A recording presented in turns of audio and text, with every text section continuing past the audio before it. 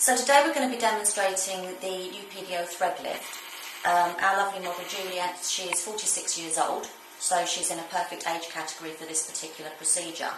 Now the idea with the PDO thread lift is using multiple threads that are very thin and very fine, that are placed in layers of the face in almost like a network. Now this network of threads is able to then create a sling to help lift and support the tissue. It works on a system of creating collagen and fibrotic reaction within the deep tissue, which ultimately is what's going to pull the tissue back. So the results with this particular method of threading aren't seen immediately, but they're seen over a period of about 12 weeks after the procedure. Once the threads have created the lift, so they're sort of self-lifting threads, over 8 months the threads themselves will actually dissolve, but the lifting effect will be sustained for 2 to 3 years because of the fibrotic and collagen reaction which has occurred in the skin. So I just want to show you on Juliet's face, we're going to be doing just the jowl. Because she's a young woman, she has really good volume in the upper part of her face, but the area that concerns her most is this area here, the jowl and the neck. So that's what we're going to be concentrating on today. However, threads can be used in all areas of the face. So for example, we can do a brow lift, we can treat the glabella frown lines, we can treat the crow's feet and also the loose skin underneath the eye and any eye bags. One of the most common procedures that we do is the mid-face lift. So we're bringing the threading up from this section to lift the tissue back in a vector, such as the plastic surgeons would do with surgery. We can also directly treat the nasolabial folds if we wanted to, lines across the lip, and the marionettes. The most exciting part of this procedure, which is a big problem in the non-surgical sector, are necks. And with the thread lift, we can actually get retraction back on the neck as well. The other area that we can treat, which I haven't drawn on, but you can do the décolletage. So for those lines coming down between the breast, we can actually pull the tissue in this direction. So for Juliet, as I mentioned, we're going to be working on the jowl, which is one of the most popular areas to have treated. Now what I've done here is I've just drawn the line of direction in which the threads will be placed. So we will have 5 threads working up towards the upper part of the face. Now that's going to lift the tissue in this direction. And then we're going to have 5 threads pulling towards the lateral aspect of the face. So that's going to lift the tissue in this direction. So we're going to get that upper and lateral pull, which is going to give the jawline more definition. Now, 10 threads in total will be placed in this area, creating a mesh.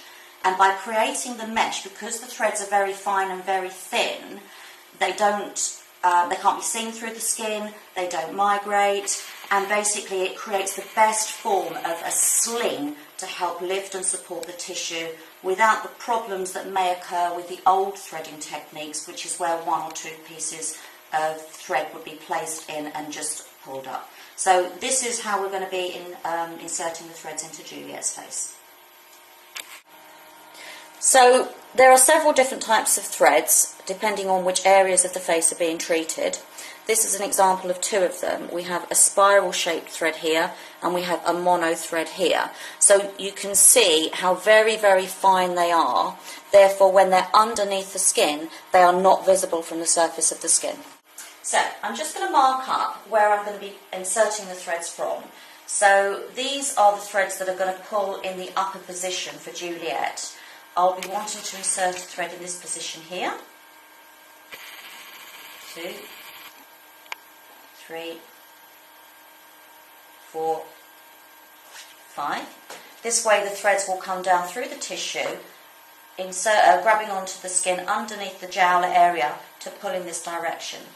At these injection sites, I'll be placing local anaesthetic so that she's comfortable throughout the procedure. So I've devised a method to help make the patients more comfortable by actually introducing the anaesthetic as the thread goes through the skin. So this is the actual thread needle, but what I've placed on the end is a syringe with a little bit of local anaesthetic in it. So as the thread is introduced throughout the skin, a little bit of local anaesthetic is also placed ahead of the thread, and this has been proved to make the procedure very, very comfortable.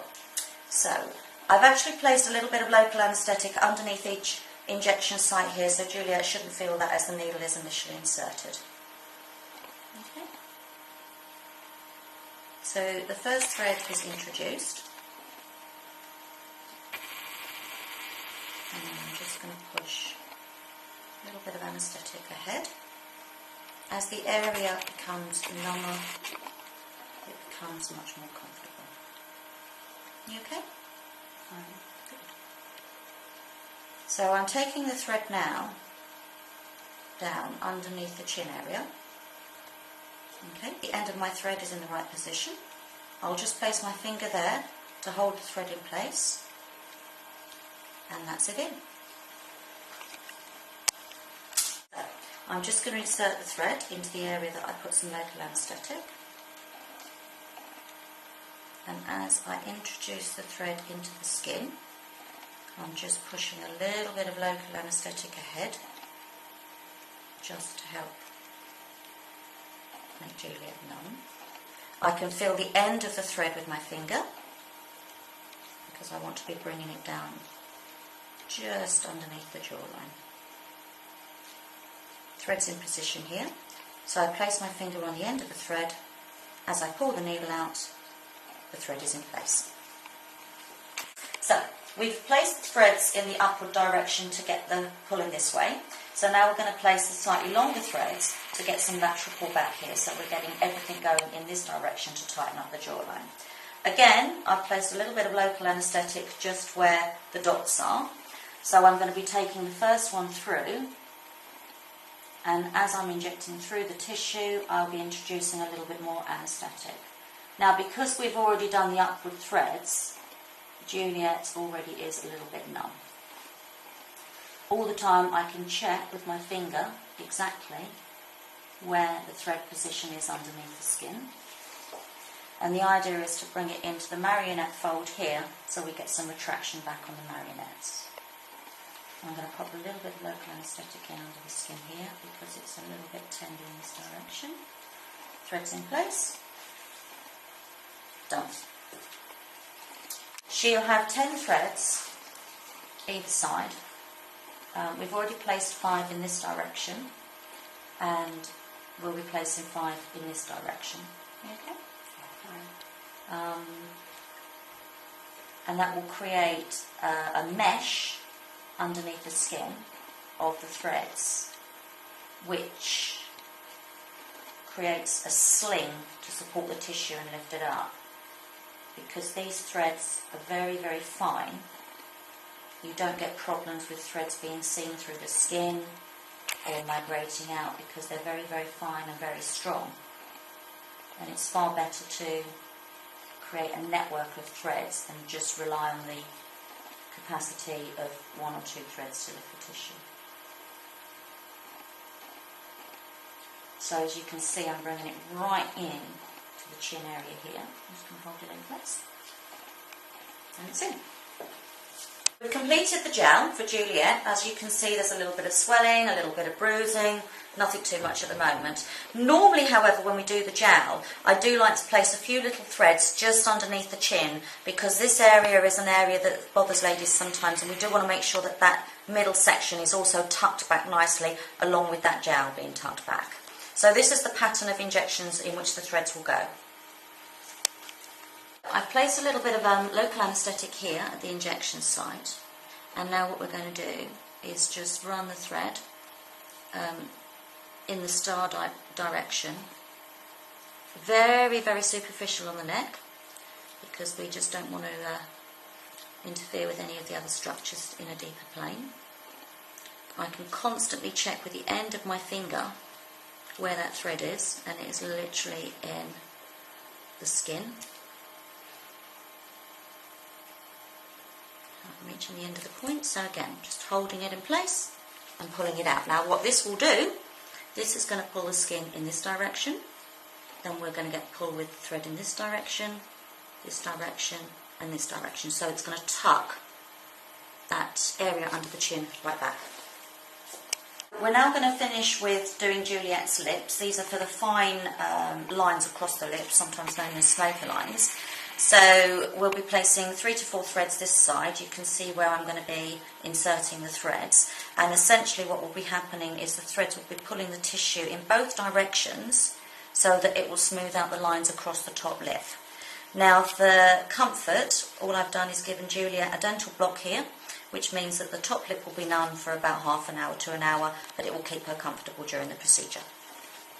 I don't need the anaesthetic on the end of the thread because we've numbed her up with a dental block.